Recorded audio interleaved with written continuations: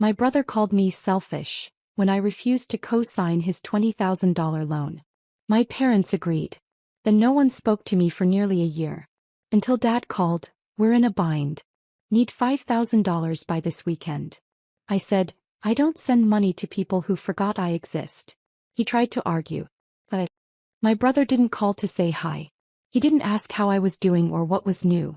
He called to tell me I was going to co-sign a $20,000 loan for him. That was it. No build-up. No explanation. Just a sentence like it had already been decided. I remember staring at my laptop still on a Zoom call thinking, is this a joke? He was talking fast, throwing in buzzwords like investment and credit rebuilding, but the bottom line was simple. He wanted a car, the bank didn't trust him to make the payments, and I was the backup plan. He said I had great credit, that I wasn't even using it, that it was just paperwork. Then he added the line that really got me, "You owe me this." I asked him what exactly I owed him for. He said it was family. That helping each other is what we do. That if the roles were reversed he wouldn't hesitate. That's when I said no. Not later. Not, "I'll think about it." Just no. He got quiet. Then he asked if I was being serious. I told him yes. He said I was selfish. Said I'd changed. That ever since I moved away I'd turned my back on where I came from. Said I'd become one of those people, the kind who gets a little money and forgets who helped them along the way. I reminded him I'd helped plenty of times before. I mentioned the $1,200 I gave him when he was about to be evicted. The groceries I sent Mom during the pandemic. The 3 months of car payments I covered for Dad when he lost hours at work. None of that counted now. He hung up on me. The next day my mom called. She didn't ask what happened. She just said it was sad how I let money turn me cold. That my brother was struggling and I didn't even care. A few hours later my dad called too. He said I was lucky to be in a position to help and that I clearly didn't appreciate everything they'd done for me growing up. Said I should be ashamed. I told him co-signing a $20,000 loan for someone who had no plan to pay it back wasn't helping. It was enabling. He said nothing. Then he hung up too. And just like that I was out. No one called me after that. No texts. No birthdays. No holidays. No invitations. It was like I didn't exist. At first I kept checking my phone. I told myself it would pass, that they were just angry. That they'd come around. But weeks turned into months. 10, 11. Almost a year. And during that time I learned something hard but necessary. I had only ever been part of the family when they needed something from me. I was the responsible one. The one with a good job, no kids, no drama. The one who always came through. And because I never asked for anything they assumed I didn't need anything. Not support. Not love. Not connection. Just money. Once I stopped giving I stopped existing to them. And that realization changed everything. The silence wasn't loud at first. It was slow, quiet and hollow. No one messaged me that weekend. Or the weekend after that. A cousin got married in June. I found out through a photo someone posted online. My name wasn't tagged. I wasn't invited. 4th of July came and went. I saw the family barbecue on Instagram. My brother had the nerve to post a story with the caption "Real ones only." They weren't just mad. They were rewriting the story without me in it. By August I stopped checking for updates. I muted the group chat. I stopped wondering if I'd get a call on my birthday. I didn't. What I got instead was space. At first the space felt awful. Like I'd been exiled. I kept thinking maybe I was harsh.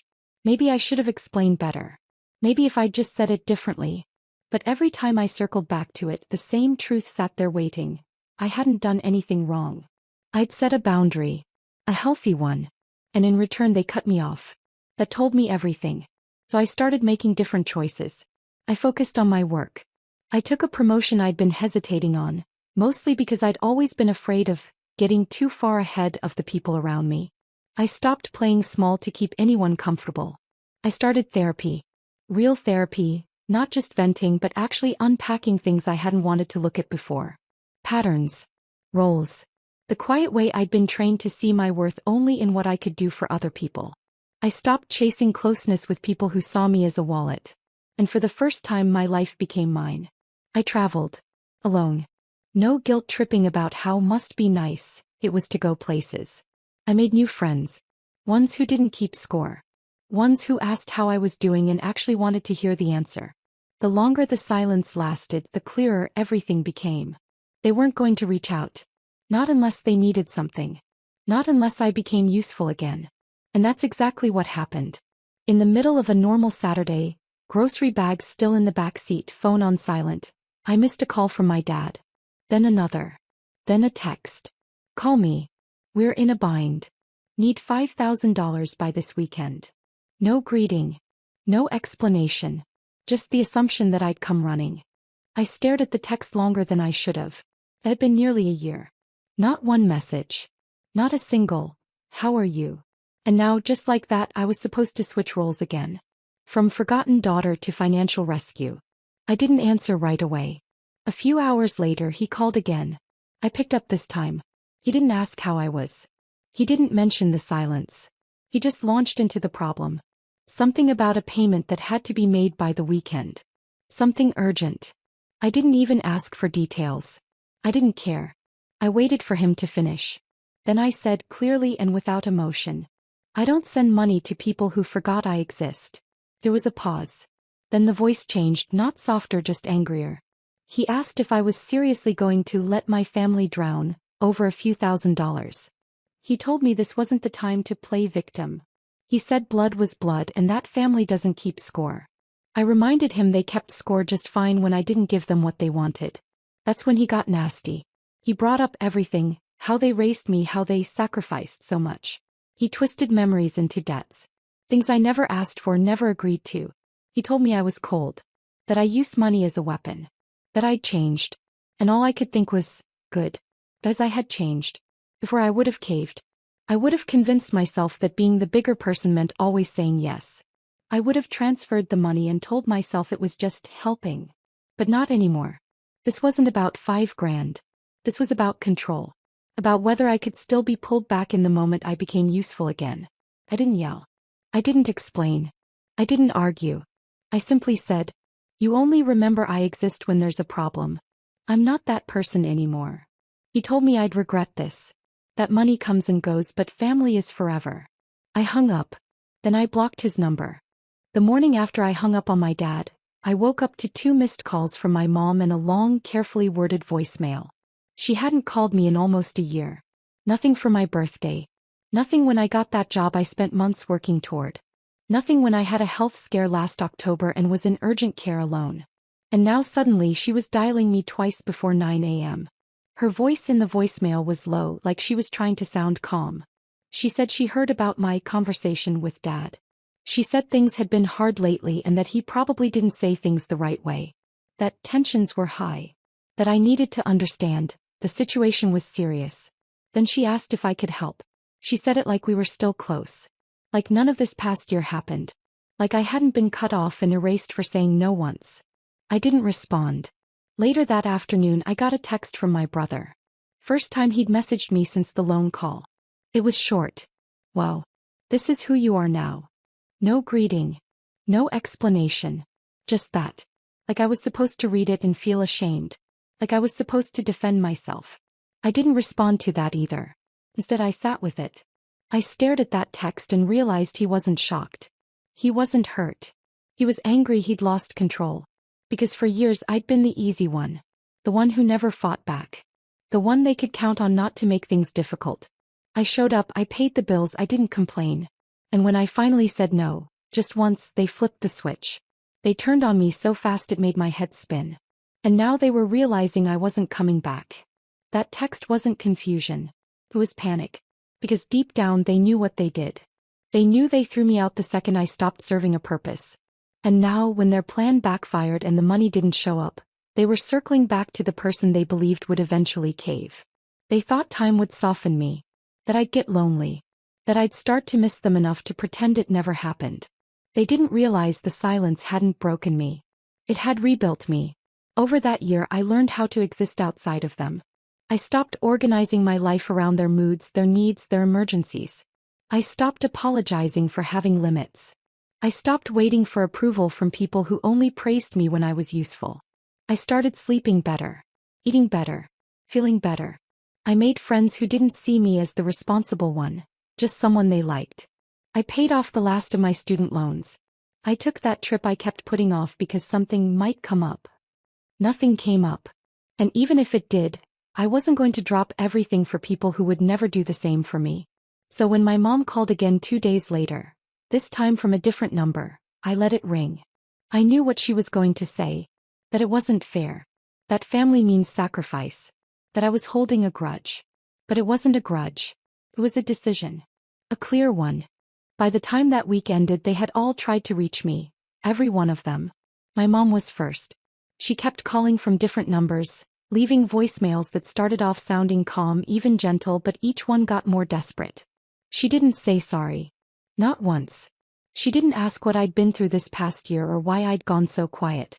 She just kept saying things like, "This isn't you, and we're still your family no matter what." Then came the guilt. She reminded me that they were getting older. That they weren't asking for much. That it was just $5,000, and I wouldn't even miss it. She said if something happened to my father because of the stress, that would be on me. My brother followed a day later with a text that read like a threat disguised as a plea. He wrote, "You're seriously gonna let your own brother sink? After everything we've been through? You're disgusting. You act like you're better than everyone, but you're not. You're just bitter and greedy." Then he added, "I'll remember this." Like I hadn't already been remembering everything for the last 11 months. Like I hadn't sat through birthdays and holidays completely invisible while they posted family photos I was no longer part of. My father, of course, waited until the end of the week. His move was different. He sent an email. Subject line, "Let's talk." It opened like an apology. At first I thought maybe he'd finally understood. He said they shouldn't have gone silent. That they took the wrong approach. That maybe they got caught up in the heat of things. But then the second half of the email turned. He wrote that family comes back together when it matters most. That I had to step up this one time. That we all make mistakes, but when the chips are down we support each other. And then came the real line. The only sentence that mattered. "We need $5,000 by Sunday night. Don't make us ask again." That sentence hit differently.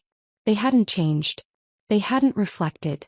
They hadn't done any work to understand what they'd done, or what I'd been through while they were busy pretending I didn't exist. All they wanted was for me to forget the silence, the blame, the complete erasure, and fall back in line. They still saw me as the person I used to be, the one who always said yes. The one who would drop everything, wire the money, then wait for a thank you that never came. But that person didn't exist anymore. Not after what they did. Not after I sat alone on my birthday watching them post group photos with fake smiles and captions like, "So blessed," while I was blocked from seeing half of them. Not after I realized my only value to them was financial. That email wasn't a peace offering. It was a test. They wanted to see if I still knew my place in the family. And for the first time in my life I did. It wasn't beside them. It wasn't beneath them. It was away from them. I didn't reply. I didn't write a long message explaining myself. I didn't try to justify anything. Instead I archived the email. Blocked the numbers. Sat in the quiet. And breathed. Because nothing felt better than knowing they had finally run out of ways to use me. Sunday night passed like any other. No money was sent. No phone calls were answered. No emails were replied to. And for the first time in this entire mess I didn't feel tense or conflicted. I didn't feel guilty. Felt finished. They must have thought I'd cave by the deadline. That at the last second I'd feel that old pull. The fear of being the bad guy, of being shut out for good. Maybe they even sat around that night waiting for a confirmation email. A just this once text. Some sign that I was still the person they could lean on. But it never came. And I think that silence, the one I chose, was louder than anything I could have said. They stopped trying after that. No more calls. No more messages. The panic turned into distance. The kind of distance that says, "We don't know what to do with you now that you won't bend." Good. Let them sit with that. Let them live in the silence they handed me first. Because here's the thing. They thought they were teaching me a lesson when they cut me off. They thought ignoring my birthday, leaving me out of holidays, and letting almost a full year go by without a word would force me back into place. They thought I'd come running the second they snapped their fingers. But instead of breaking me, they handed me something I didn't know I needed. Distance. And in that space I found clarity. I remembered every time I was expected to show up with my wallet open and my mouth shut. Every time I was told I was so lucky to have money, and made to feel guilty for having worked for it. Every time they reminded me that family is everything, but only when they needed something from me. It took nearly a year of silence to understand that what I lost wasn't family. It was obligation masquerading as love. And once I saw it clearly, I couldn't unsee it. They weren't upset because I changed. They were upset because I changed without them. I stopped playing the role they assigned me. I stopped letting guilt run my life. I stopped being the emergency exit they kept behind glass. And when I made that final decision, when I didn't answer the call, didn't send the money, didn't offer an explanation, I crossed a line they never thought I'd reach. I chose myself. Quietly. Completely. The fallout was simple: they disappeared. Not because they were hurt, but because I was no longer useful. I used to think that was tragic. Now I see it for what it is. They didn't love me. They loved what I did for them. And the second I stopped doing it, they proved it. I used to think keeping the peace was the right thing. That saying yes, even when it hurt, was noble. But peace that comes at the cost of your dignity isn't peace. It's silence. It's compliance. It's being erased a little at a time. Not anymore. Now I spend holidays with people who don't ask me for anything but my presence. I wake up on my birthday to messages from people who genuinely remember. I've built a circle, slow, careful, small, of people who see me not just what I can give. And for the first time I feel whole. So no, I don't feel bad. Not for saying no. Not for choosing peace. Not for letting go. They thought I'd come crawling back. That I couldn't live without them. What they never imagined was that I'd be better without them. Being called selfish was the best thing that ever happened to me, because it forced me to stop proving my worth to people who never deserved me in the first place. And that's not cold. That's closure.